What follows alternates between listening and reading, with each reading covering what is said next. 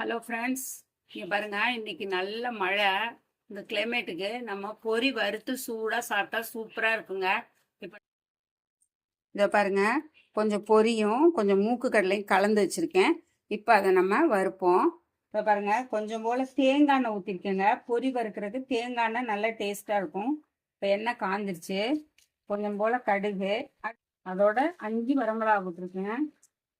கொஞ்சம் கருவேப்பிலை நல்லா நிறையவே போட்டிருக்கேன் பாருங்க. பூண்டு கொஞ்சம் நசுக்கி வச்சிருக்கேன் பாருங்க, நல்லா ஒரு 10-15 பல்லு. பூண்டு வேண்டான்னா அது நீங்க போட்டுக்க வேணாம்.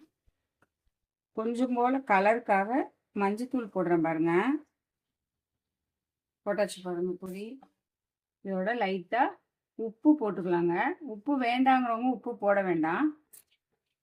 அவ்வளோதாங்க, சூப்பராக பொரி வறுத்தாச்சு பாருங்க. சாப்பிட்டா சூப்பராக இருக்குங்க இந்த மலைக்கு அதுக்கும்.